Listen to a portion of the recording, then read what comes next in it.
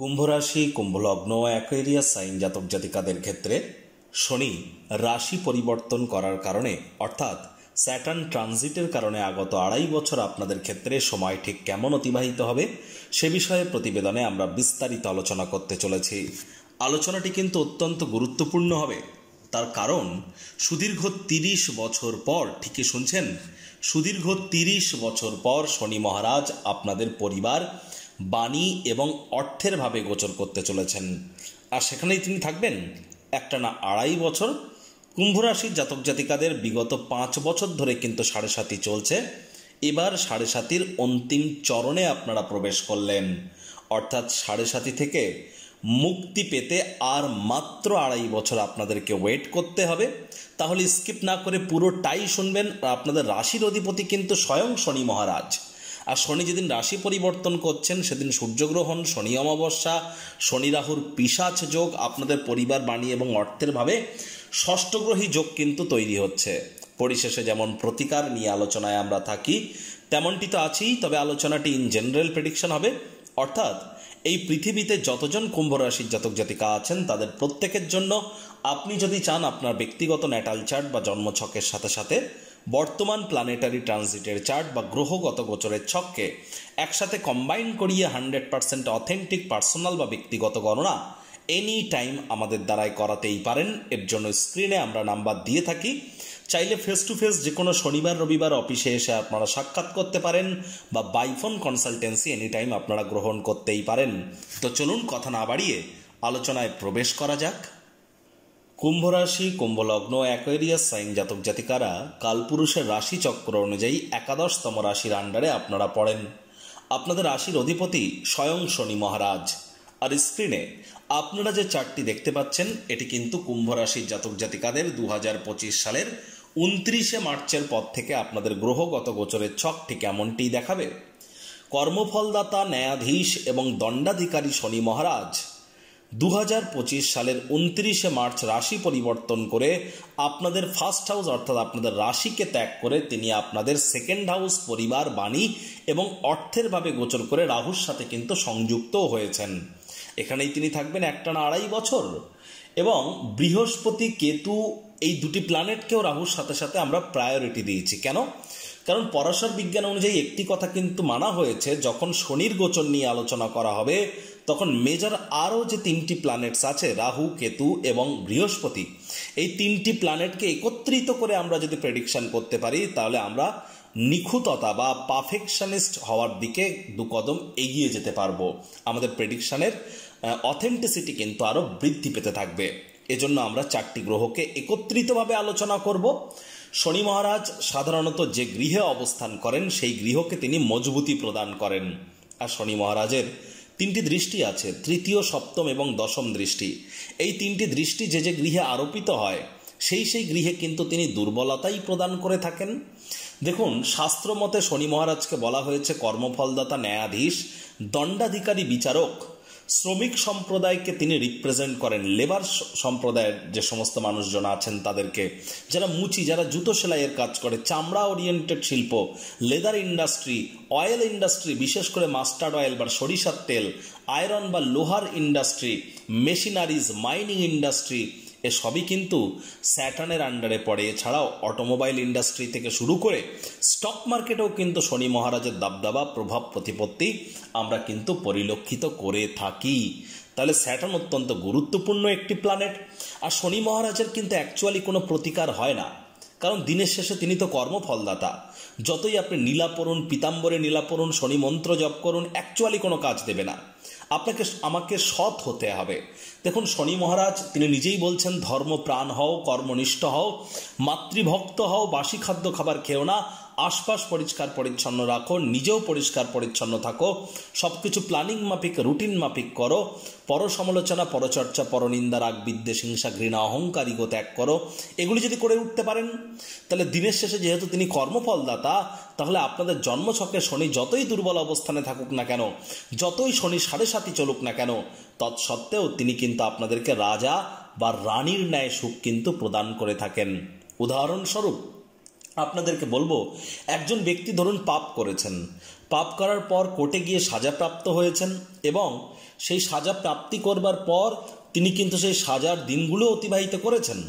তারপর তিনি যখন জেল থেকে ছাড়া পেয়েছেন, তারপর তাকে শনি মহারাজ আবার বলছেন যে আমার কোর্ট বা আদালতে তোমাকে আবার সাজা খাটতে হবে। ধরে নিন আরও একজন ব্যক্তি, সেও পাপ করেছে এবং কোর্টে সাজাপ্রাপ্ত হয়েছে এবং জেল খেটেছে, তারপর আবার বাইরে এসেছে, আসার পর তার সমস্ত ধন দৌলত সম্পত্তি সব কিছু সে ব্যক্তি কিন্তু ডোনেট করে দিয়েছে, দান করে দিয়েছে এবং সে ব্যক্তি ধরে নিন 108টা শনি মন্দির স্থাপন করেছে। সকাল দুপুর সন্ধ্যা রাত সবসময় শনিদেবের নাম জপ ধ্যান আরাধনায় ব্যস্ত, হতদরিদ্র গরিবদের মধ্যে দান সেবা সবসময় এই সব কিছুতেই করাতেই সে ব্যক্তি ব্যস্ত, শনিদেবের পছন্দসই ক্রিয়াকলাপ তিনি করছেন। তৎসত্ত্বেও শনি মহারাজ বলছেন যে আমার কোর্ট বা আদালতে তোমাকে আবারও সাজা খাটতে হবে। পাপ কিন্তু পাপকে ছাড়ে না। তাহলে শনি মহারাজের যদি কোনো প্রতিকার হয়ে থাকে সেটা শুধুমাত্র কর্ম। এজন্যই ভগবান শ্রীকৃষ্ণ গীতায় বলেছেন কর্মণ্যেবাধিকারস্তে মা ফলেষু কদাচনা মা কর্মফল হেতুর্মা তে সঙ্গহস্ত কর্মাণি। তাহলে এই তাবিজ কবচ মাদুলি পাথর হোমযজ্ঞ করে কিন্তু কোনো লাভ হবে না। সঠিক গাইডেন্সই কিন্তু আমাদেরকে একমাত্র শনি মহারাজের কৃপা আমাদের উপরে বর্ষিত করতে সাহায্য করতে পারে। এর সাথে সাথে শাস্ত্রমতে শনি মহারাজকে বলা হয়েছে সূর্যদেবের পুত্র। যখন শনিদেব জন্মান তখন সূর্যদেব শনিকে ডেকে বলেন এমন কৃষ্ণবর্ণের সন্তান কিন্তু আমার হতেই পারে না, অর্থাৎ কালো ছেলে। শুনে শনি মহারাজ রেগে যান, নিজের পিতাকেই অভিশাপ দিয়ে বসেন। শেষমেশ রাহুকেতু গিয়ে কিন্তু সূর্যের উপরে গ্রহণ তৈরি করে দেয়। তখন থেকেই কিন্তু সোলার এক্লিপস বা সূর্য গ্রহণও চালু হয়ে যায়। পরে সূর্যদেব এসে শনি মহারাজের 26টি কুম্ভ জ্বালিয়ে দিয়েছিলেন। সে বিষয়ে আমরা বিস্তারিত আলোচনা করে প্রতিবেদনটিকে বড় করব না। ইন শর্ট আমরা যেটি জানলাম সেটা কি দেখুন, শনি মহারাজ কর্মফলদাতা, ন্যায়াধীশ, দণ্ডাধিকারী, বিচারক, শ্রমিক সম্প্রদায়কে রিপ্রেজেন্ট করেন, oil, leather, fuel, iron, machineries, engineering, mining ইন্ডাস্ট্রিকে রিপ্রেজেন্ট করে থাকেন। পিতাপুত্র হওয়া সত্ত্বেও সূর্য শনি একে অপরের সাথে সম্পর্কের কিন্তু মজবুতি নেই, এটিও কিন্তু সত্য। আবার শনিদেব একজন দেবতা হওয়া সত্ত্বেও, গ্রহরাজ, গ্রহদের রাজা হওয়া সত্ত্বেও শনি মহারাজকে কিন্তু নেগেটিভ প্ল্যানেট হিসাবে আখ্যা দেওয়া হয়েছে। এবার দেখুন, শনি মহারাজ 2025-এর 29শে মার্চ শনিবার রাত 11:01 আপনাদের সেকেন্ড হাউস পরিবার, বাণী বা অর্থের ভাবে কিন্তু তিনি গোচর করেছেন। আর এখানেই তিনি থাকবেন একটানা 2.5 বছর। আর এখানে যখন তিনি প্রবেশ করেছেন সঙ্গে সঙ্গেই না, ধীরে ধীরে আপনারা প্রভাব পাবেন। বিশেষ করে জুন মাসের পর থেকে লক্ষ্য করবেন আপনারা অবশ্যই ব্যাংকের ব্যালেন্সে আপনারা বৃদ্ধি পরিলক্ষিত করবেন। জুন জুলাইয়ের পর থেকে 2026 সালে গিয়ে আরও বেটার ইম্প্যাক্ট আপনারা পেতে চলেছেন। তবে মুখনিসৃত বাণীর দিকে আপনাদেরকে খুব খেয়াল রাখতে হবে। মুখ ফসকে এমন কোনো কথা বেরিয়ে যেতে পারে যার কারণে হয়তো অনুশোচনা করবেন। তবে তীর কিন্তু একবার বেরিয়ে গেলে সেটিকে ফেরত আনা কোনো মতেই কিন্তু সম্ভব নয়। এদিকে আমাদেরকে নজর কিন্তু প্রদান করে চলতে হবে। পরিবার পরিজন আত্মীয় স্বজন তাদের উপরে যদি কোনো প্রকার দায়িত্ব থেকে থাকে তাহলে সঠিক সময়ের মধ্যে দায়িত্বগুলি সুনিপুণ ভারে পালন করার চেষ্টা করুন। দেখুন, শনি মহারাজ যখন এখানে প্রবেশ করেছেন রাহুর সাথে সংযুক্ত হওয়ার কারণে এখানে কিন্তু একটা পিশাচ নামক যোগ তৈরি হয়েছে, যেটা 29শে মার্চ থেকে 18ই মে পর্যন্ত এই পিশাচ যোগ কিন্তু আমরা পরিলক্ষিত করব। তাহলে কুম্ভ রাশির জাতক জাতিকাদের কিন্তু পরিবার পরিজন আত্মীয় স্বজন এই সকল ক্ষেত্রেই আপনাদেরকে অতিরিক্ত সচেতনতা অবলম্বন করে চলতে হবে। আপনার কাছের মানুষজনের আপনার দুঃখ কষ্টকে যদি অনুভব না করে, আত্মকরুণায় নিমজ্জিত না হয়ে বরং এ থেকে শিক্ষা গ্রহণ করে ভবিষ্যৎ জীবনকে মহিমান্বিত করুন। কোনো কুকথা বলা থেকে বিরত থাকুন, মেজাজকে যেন হারাবেন না এবং যতটা সম্ভব কঠোর কায়িক পরিশ্রম করা যায়, পরিবার পরিজন আত্মীয় স্বজন মাতা পিতা সকলকে সঙ্গে নিয়ে, সকলের সাথে হৃদ্যতাপূর্ণ সম্পর্ক রেখে, সকলের অন্যায়কে ক্ষমা করে দিয়ে আপনি যদি সামনের দিকে এগিয়ে যেতে পারেন তাহলে সময় সুযোগ কিন্তু আপনাদের পদচুম্বন করতে এক প্রকার বাধ্য হয়ে যাবে। দেখুন, শনি মহারাজের তৃতীয় দৃষ্টি থাকবে কোথায়? আপনাদের 4th হাউস সুখভাবে বৃহস্পতির উপরে। বৃহস্পতি এখানে থাকবে 14ই মে পর্যন্ত। তারপরে বৃহস্পতি রাশি পরিবর্তন করে আপনাদের কিন্তু ত্রিকোণভাবে গোচর করে যাবে লাভভাবের অধিপতি এবং লাভভাবকে পূর্ণ দৃষ্টি দিয়েও দেখবে। একটি জিনিস স্পষ্ট যে জুন মাসের পর থেকে আপনাদের আয় ইনকামের ক্ষেত্রে আপনারা ইনক্রিমেন্ট পরিলক্ষিত করতে চলেছেন। আর্থিক মুনাফা আপনারা পাবেন, মনের বিভিন্ন স্বপ্ন কল্পনা বাস্তবে রূপ নেবে, বয়স্ক বড় ব্যক্তিবর্গ, দাদা দিদি কাকা কাকিমা তাদের দ্বারাও আপনারা উপকৃত হবেন। এই সমস্ত জায়গায় আপনাদের পজিটিভিটি থাকছে। ভাগ্য আপনাদের ধীরে ধীরে সঙ্গ প্রদান করা শুরু করবে, সেখানেও আপনারা কিছুটা রিলিফ আপনারা পেয়ে যাবেন। এর সাথে সাথে কিন্তু আপনাদের ব্যক্তিত্বের সমৃদ্ধি, নাম যশ খ্যাতি প্রভাব প্রতিপত্তি এগুলিও কিন্তু আপনাদের এবার বৃদ্ধি পেতে চলেছে। তবে শনি মহারাজের তৃতীয় দৃষ্টি 4th হাউসে নতুন জমি বাড়ি গাড়ি এগুলি ক্রয় করার সুযোগ হয়তো আপনাদেরকে দেবেন। তবে পুরনো কোনো জিনিস, সেকেন্ড হ্যান্ড কোনো জিনিস আপনারা যেন ক্রয় করবেন না। আর তার থেকে বড় কথা, মায়ের শরীর স্বাস্থ্যের দিকে আপনাদেরকে অতিরিক্ত নজর দিতে হবে। রক্ত হৃৎপিণ্ড বুক বা ফুসফুস ওরিয়েন্টেড কোনো সমস্যা যদি দেখা দেয়, ইমিডিয়েট চিকিৎসকের পরামর্শ গ্রহণ করবেন। নিজে থেকে মেডিসিন যেন কিনে খেতে যাবেন না, তাহলে কিন্তু মেডিসিনের উপরে নির্ভরশীলতা আপনাদের কিন্তু বৃদ্ধি পেয়ে যেতে পারে। আর শনি মহারাজের পূর্ণ দৃষ্টি কেতুর উপরে আপনাদের অষ্টমভাবে থাকবে আগত 2.5 বছর। তাহলে অবশ্যই যারা বিবাহিত, শ্বশুর শাশুড়ির সাথে সম্পর্ককে আপনারা মজবুতি প্রদান করবার চেষ্টা করুন। খুব সাবধানে গাড়ি ঘোড়া চালান, শরীরে চোট আঘাত কিন্তু আপনাদের লাগতেই পারে। দীর্ঘকালীন যাত্রা ভ্রমণ আপনাদেরকে এড়িয়ে চলতে হবে, লং ডিস্টেন্স জার্নি। পৈতৃক সম্পত্তি নিয়ে কোনো প্রকার বাক্য বাদন বিবাদে আগত 2.5 বছর আপনাদের না জড়ানোটাই কিন্তু শ্রেয় হবে। আর এখানে স্বামী স্ত্রী শব্দ চয়নের দিকে অতিরিক্ত নজর কিন্তু আপনাদেরকে প্রদান করতে হবে। যারা রিসার্চ ওরিয়েন্টেড পড়াশুনো বা পিএইচডি বা অকাল্ট ফিল্ডে আছেন, গবেষণামূলক পড়াশুনো করছেন, তাদের জন্য কিন্তু জুন মাস পর্যন্ত সময় এক প্রকার ঠিকঠাক। তারপর কিন্তু প্রচেষ্টা আপনাদেরকে আরও বৃদ্ধি করার প্রয়োজনীয়তা আমরা পরিলক্ষিত করছি। দেখুন, এই শনি মহারাজের কারণে তার যে দশম দৃষ্টি আপনাদের লাভভাবে থাকছে, তাহলে লাভের মাত্রা তো আপনাদের বাড়তে চলেছে। এ বিষয়ে আগেও কিন্তু আমি আপনাদেরকে জানিয়েছি।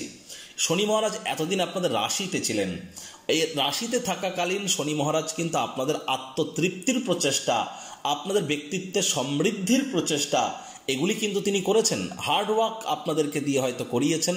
অনেক দুঃখ কষ্ট দারিদ্রতা হতাশা বা অনেক আনসার্টেন জিনিস আপনাদের লাইফে আপনারা হয়তো অনুভব করেছেন। অনেক কুম্ভ রাশির জাতক জাতিকাদের ক্ষেত্রে দাম্পত্য জীবনে বিগত 2.5 বছরে বিশেষ করে কলহের মাত্রা হয়তো বৃদ্ধি পেয়েছে। আপনারা হয়তো কম্প্রোমাইজ বা আপোষের মাধ্যমে সংসার অতিবাহিত করছেন। তবে একটি জিনিস কিন্তু অস্বীকার করতে পারবেন না, কুম্ভ রাশির জাতক জাতিকাদের কিন্তু বিগত 2.5 বছরে আপনাদের কিন্তু সাহস এবং পরাক্রমও কিন্তু আপনাদের বৃদ্ধি পেয়েছে। কাজের জায়গায় আপনাদের বিরুদ্ধে কেউ না কেউ হয়তো চক্রান্ত করেছে। বিগত 5 বছরে শনি মহারাজ কিন্তু আপনাদের চোখে আঙুল দিয়ে দেখিয়ে দিয়েছেন যে কে আপনার আপন আর কে আপনার পর। আর বাকি যে দেখাটুকু বাকি আছে সেগুলি কিন্তু তিনি এবার সম্পূর্ণ করতে চলেছেন তার এই অন্তিমতম চরণে।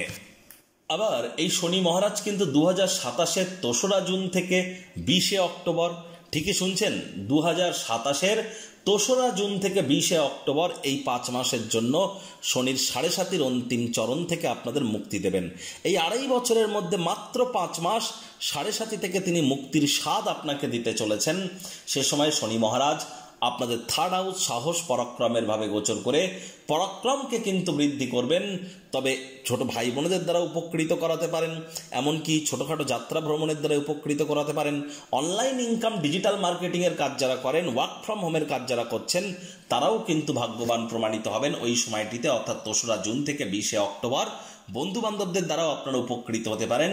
তবে বাইরের খাদ্য খাবার মাত্রা অতিরিক্ত খেলেই কিন্তু 2027 সালে পেটের সমস্যা, বদহজমের প্রবলেমও কিন্তু আপনাদের বৃদ্ধি পেতে পারে।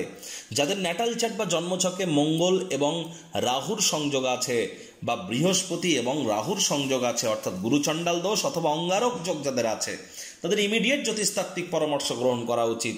যাদের ড্রাইভার নাম্বার 4, 7 অথবা 8, বুঝবেন কি করে? যদি যে কোনো মাস বা যে কোনো বছরের 4 তারিখ, 13 তারিখ, 22 তারিখ বা 31 তারিখে আপনার জন্ম হয়, তাহলে আপনার ড্রাইভার নাম্বার 4। যদি আপনার যে কোনো মাস যে কোনো বছরের 7 তারিখ, 16 তারিখ বা 25 তারিখে জন্ম হয়, তাহলে আপনাদের ড্রাইভার নাম্বার 7।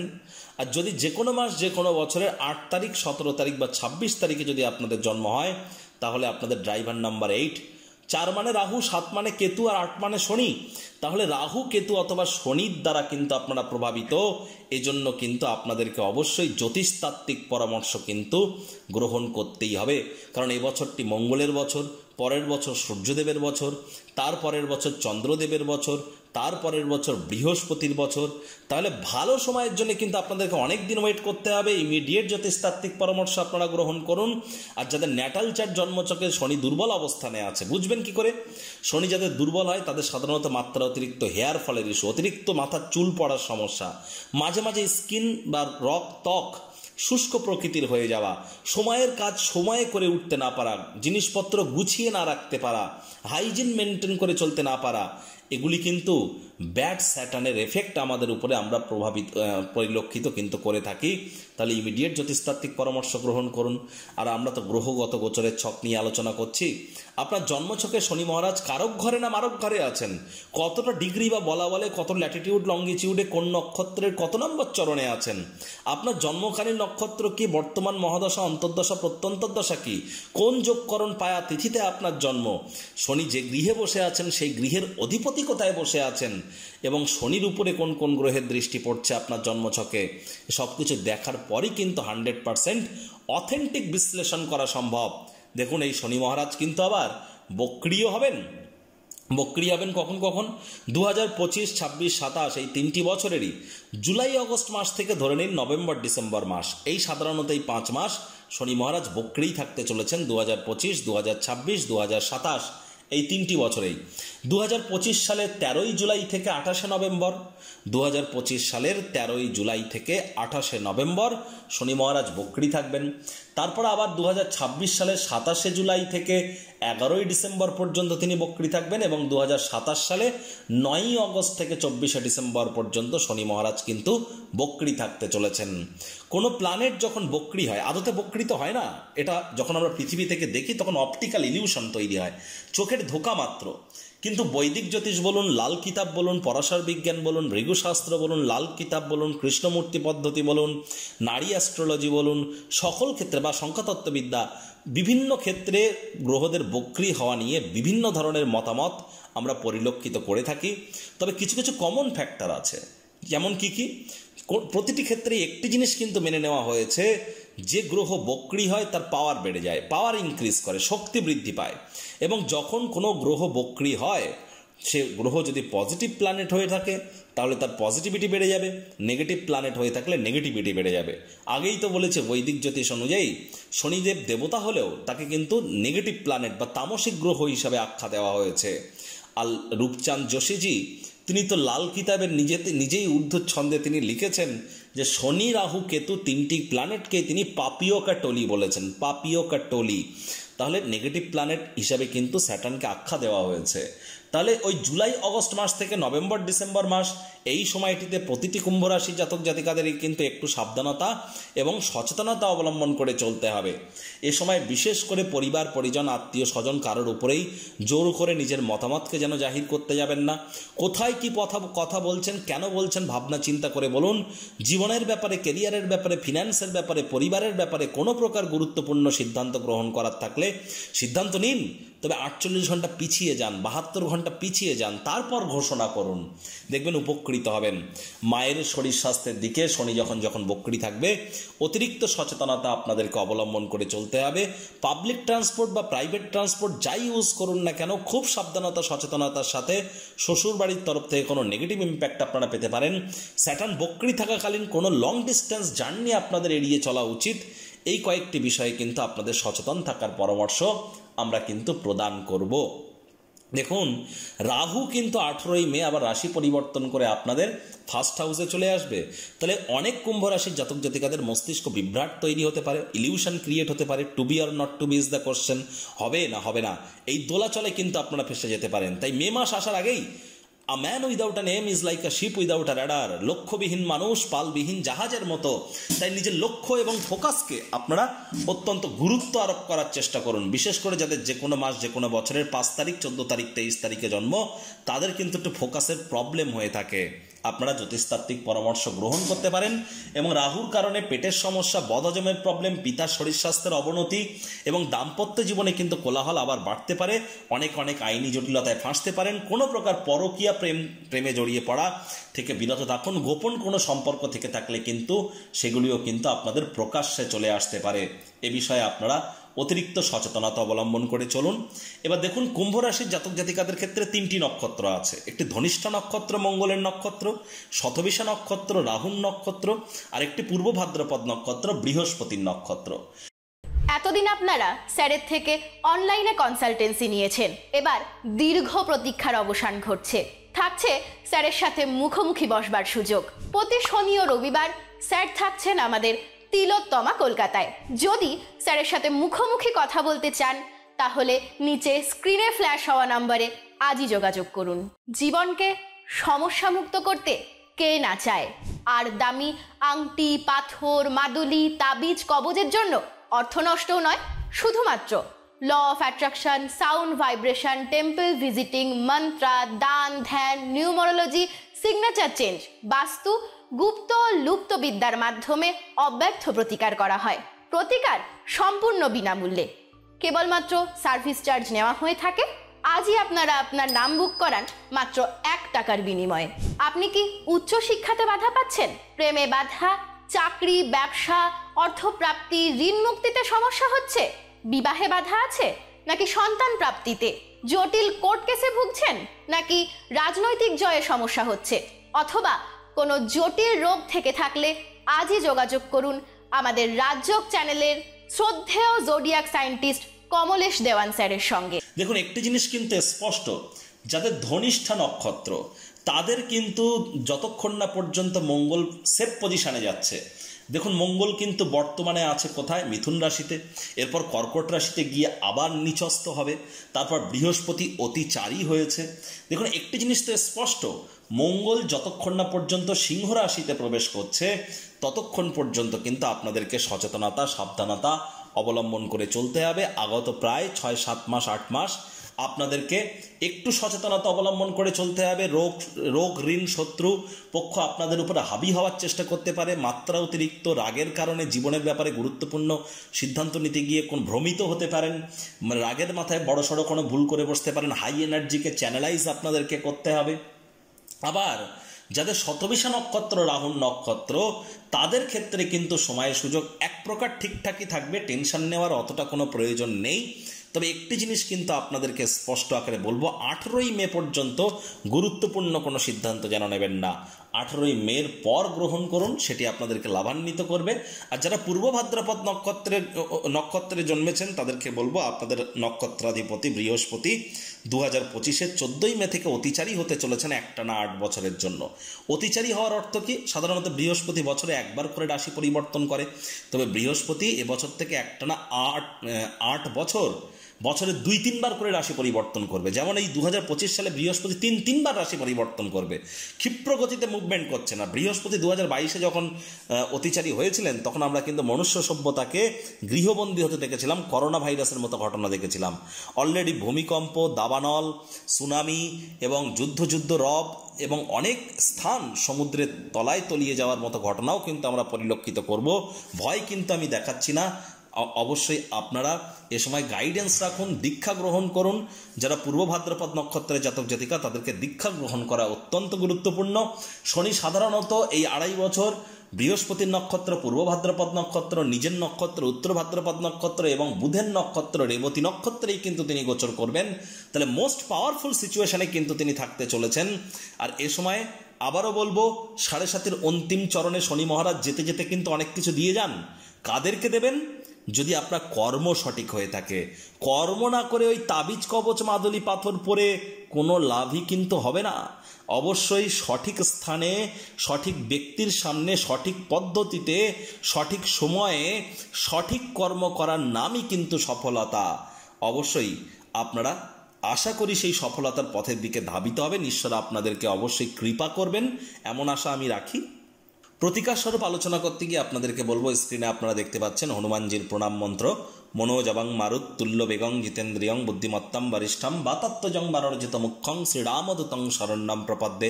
এটি আপনারা প্রত্যেক দিন 7 বার করে জপ করুন, পারলে 21 বার করে জপ করুন। পঞ্চমুখী হনুমানজির একটি ছবি এনে বাড়ির দক্ষিণ দেওয়াল অথবা পূর্ব দিকের দেওয়ালে টাঙিয়ে রাখুন। স্নান সারার পর একটু ধূপধুনো দেখিয়ে প্রথমে রামজি এবং সীতা মাইয়ার নাম জপ করে নেবেন। তারপর হনুমানজির এই মন্ত্রটি আপনারা জপ করুন 7 বার অথবা 21 বার। তারপর কিন্তু আপনারা নিজেদের নাম এবং গোত্র ধরে বলুন সদা হরি চেরা। নিজের নাম গোত্র ধরে সদা হরি চেরা বলুন 3 বার। তারপর নিজের মনস্কামনাকে হনুমানজির উদ্দেশ্যে জানান, জানিয়ে আপনার দিন শুরু করুন। অবশ্যই আপনারা কৃপা পাবেন, কারণ শনি মহারাজ স্বয়ং হনুমানজিকে কথা দিয়েছিলেন যারা হনুমানজির ভক্ত হবেন তাদের উপরে কিন্তু তিনি ততটাও নেগেটিভ ইম্প্যাক্ট দেবেন না। আর এই 2.5 বছর ভুলেও বাসি খাদ্য খাবার খাবেন না, মায়ের মুখের উপরে কথা বলবেন না, আলসেমি যেন করবেন না, সময়ের কাজ সময়ে করুন। আর এই কোনো প্রকার নেগেটিভ থিঙ্কিং থেকে নিজেদেরকে দূরে সরিয়ে রাখুন। যারা দীক্ষা নেননি ইমিডিয়েট দীক্ষা নিন। রেগুলার একটা ছোট সবুজ এলাচ দাঁতে দিয়ে আপনারা চাবান, পকেটে সবুজ রঙের একটা রুমাল ক্যারি করুন এবং স্নানের জলে রেগুলার 1/2 কাপ কাঁচা দুধ অথবা গোলাপ জল 1 ছিপি অথবা 2-3 ফোঁটা আপনারা আতর বা ইত্তার দিয়ে স্নান করুন। এগুলিও কিন্তু আপনাদেরকে বহুলাংশ উপকৃত করতে চলেছে। এছাড়া শনি মহারাজের প্রণাম মন্ত্র তো আপনারা দেখতেই পাচ্ছেন, নীলাঞ্জন চয় প্রক্ষং রবি সুতং মহাগ্রহম ছায়া গর্ভ সম্ভুতং তং নমামি শানিশ্চারাম। এটিও কিন্তু আপনারা জপ করতে পারেন।